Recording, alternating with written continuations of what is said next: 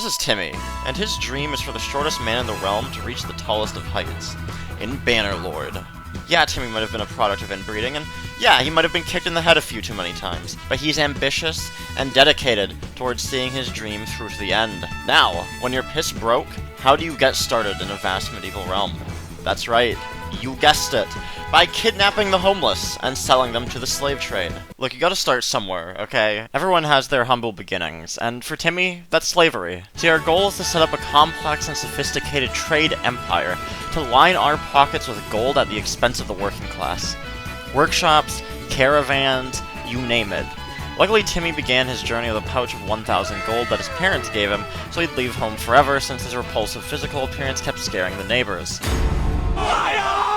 Timmy was smart, and he knew that kidnapping homeless people would require some muscle, so he hired some local thugs to help. Ah yes, this was it. Timmy's first prey. Unfortunately, thugs ain't cheap. However, these ones sure as hell are, because they all died, like, almost instantly. Little did Timmy realize that the homeless people would actually try to fight back at being abducted. Even though all of Timmy's muscle died instantly, that wasn't going to stop him. He took a deep breath and defeated the homeless horde single-handedly. After 5 goddamn years. Oh my god, this took so much time. They just keep pummeling me with rocks. This is like high school all over again. My guys killed one of them. How did my guys collectively only kill one guy?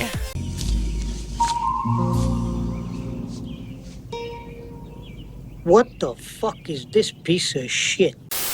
Ultimately, Timmy prevailed. Somehow. Timmy stripped the clothes from their backs to sell off to traders, and then auctioned off the single survivor. This was a great step toward creating a capitalist empire. A utopia, if you will.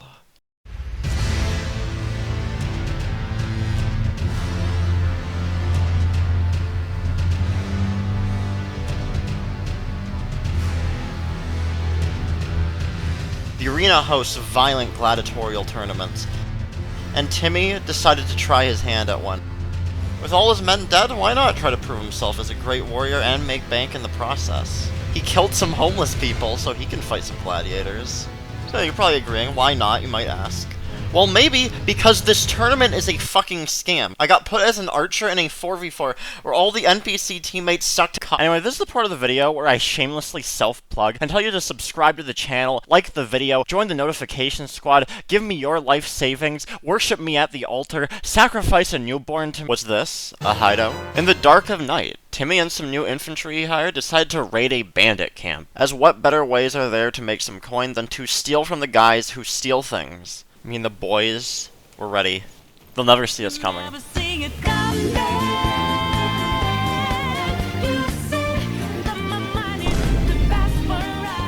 Not— oh, crap. Okay, one more time. Let's go. Oh, no. Okay, one more time. There we go.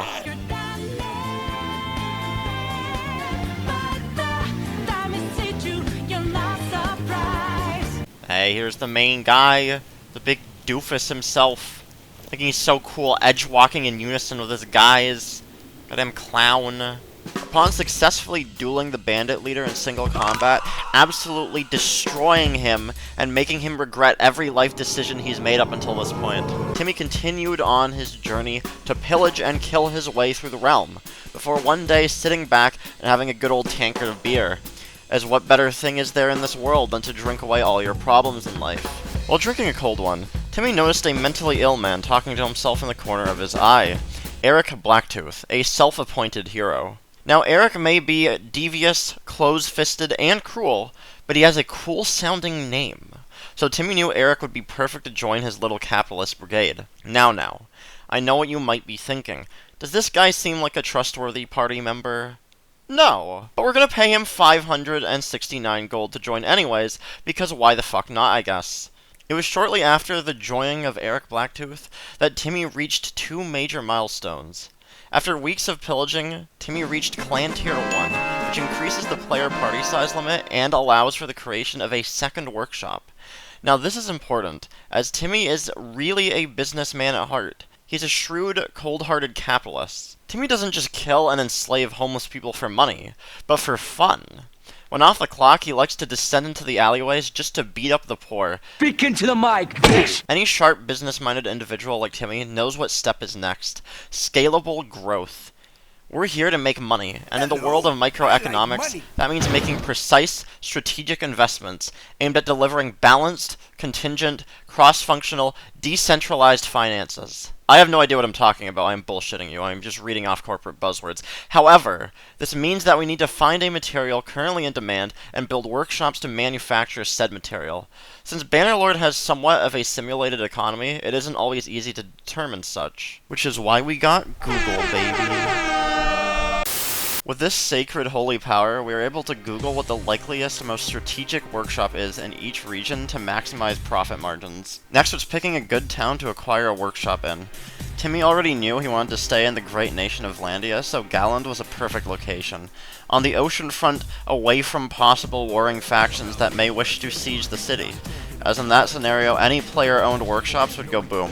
Using the sacred scroll of the Google search engine, I determined that an oil press would likely be the most lucrative workshop, so I went ahead and accidentally bought a wine press instead. Just gonna After successfully purchasing an oil press, first try, Timmy realized fairly quickly that it was making no money. Luckily, after many hours of pillaging and trading, a decent sum of gold had been accumulated, enough for a caravan with Eric Blacktooth's stupid name on it.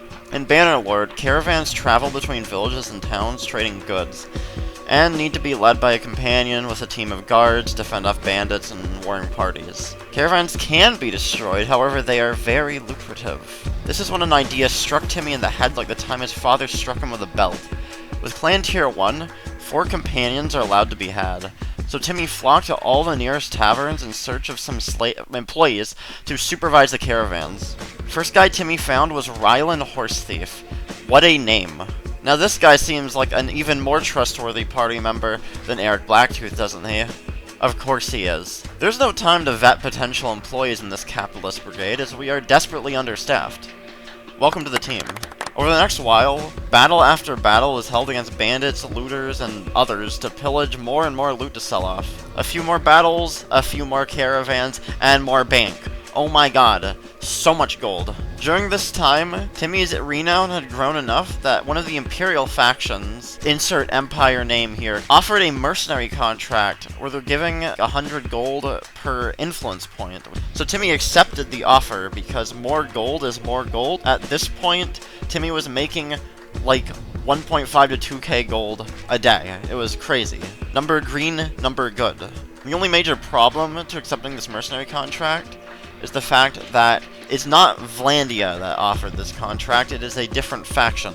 And if they go to war, then that means all of the caravans and all of the workshops that Timmy has in Vlandia are going to be seized. They're gone. Disappeared. Which is a little bit of a problem, but Timmy's a gambler. It was a risk he was willing to take for the love of the game and the love of money. It's mainly just money. After days of sitting in the local tavern to massacre his liver, Timmy accumulated a sizable amount of personal wealth. And what better thing to spend it on than the best armor and weapons and gear and other crap like horses and food and just all sorts of things in the realm. With his newfound status, it was time for Timmy to be able to become a vassal of a kingdom. And in this case, Vlandia was the smartest choice. After searching for so many goddamn days, Timmy finally found King Derth, this guy, to ask to become a vassal of Vlandia. And honestly, quite easily, this guy accepted Timmy into his service and gave him a tier 6 two-handed sword, as well as some of the best troops Vlandia has to offer just for joining. Originally, there were different plans. Timmy was going to sabotage Vlandia from within to weaken it enough to be able to take over the kingdom for himself. But as for now, Vlandia was a strong nation that rewarded him handsomely for doing very, very, very little, actually. Which is perfect for Timmy, because, like every capitalist, you want to be able to do as little as possible while making as much money as possible. Using his vast influence, Timmy called forth other Vlandian lords to join an army sizable enough for a siege, with the plan being to capture an enemy fortress and then claim it through political maneuvering, keeping it as a fief. However, while Timmy sat and waited for his army to assemble, a great Sturgian warlord ambushed his party, and a great battle was to ensue. Timmy's adventure will continue when the War Sales DLC is here. Oh my god, Vikings! Boats, Viking boats. Look, it's not a cop-out. I know a lot of these videos end with, oh, there'll be a part 2, and a part 2 doesn't happen. Part 2 is gonna happen. As for now, we can take the lessons learned from Timmy's... I'm not sick. I sound sick. We take the lessons from Timmy's story, that no matter how repulsively ugly you are, you can still achieve your dreams. Or something like that. I don't know. I mean, look at this thing.